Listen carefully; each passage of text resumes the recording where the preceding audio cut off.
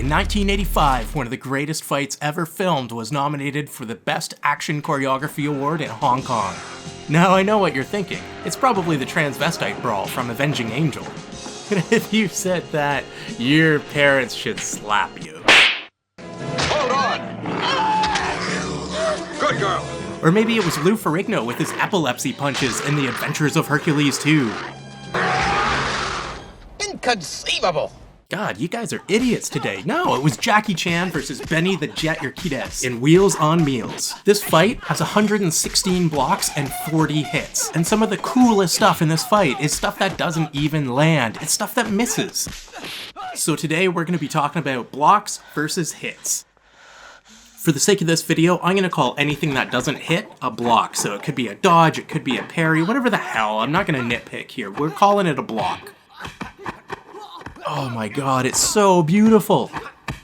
Remember that legendary final fight in Jean-Claude Van Damme's Lionheart? No, of course you don't. Because it had 5 blocks and 116 hits. This is what happens when a choreographer or a director only thinks about hits. They think, how can we hit this guy? What's the next hit we're gonna do? And you end up with this stupid ratio, like 5 to 116. They're not thinking about blocks, they're busy thinking, when should we put the side kicks in?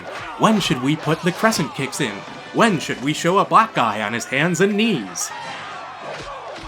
And I bet none of you remember that fight. Van Damme probably doesn't remember that fight. I think the fights that you are most impressed by are always the ones with outrageous ratios of blocks to hits.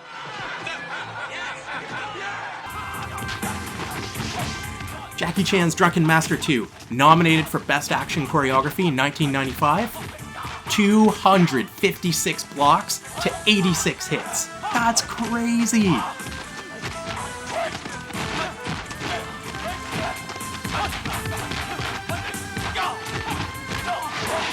Jackie Chan versus Bradley James Allen in Gorgeous, nominated in 2000 for Best Action Choreography.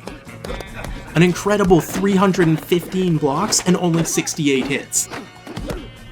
And this is a romantic comedy, so there are 29 hits in here that I think it's fair to say are just comedic hits to kind of keep it light towards the end. If we ignore those, we end up with 315 blocks and only 39 hits. That's a ratio of about 8 blocks for every 1 hit. And that's a ratio that we're going to see is kind of important.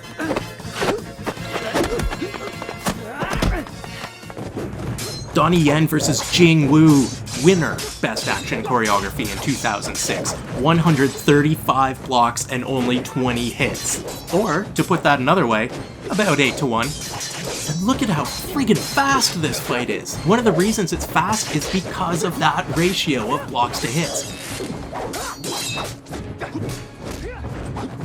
Check out Jean-Claude Van Damme's In Hell. Oh god, what bloody year was this done in? Who cares? It's recent-ish. It comes in at an underwhelming 13 blocks and 24 hits. You notice how slow this is? That's because whenever a character gets hit, they have to take time to recover. So you spend more of this fight scene watching people recover than watching them actually fight. So what happens if we take this 8 to 1 ratio and we go nuts with it? You remember this legendary fight scene from Crouching Tiger, Hidden Dragon? Winner, Best Action Choreography, 2001. 226 blocks and only 3 hits. That's 75 to 1. 75!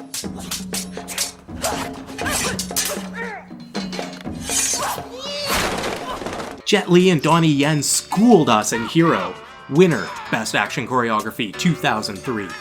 117 blocks and only 1 hit. 1.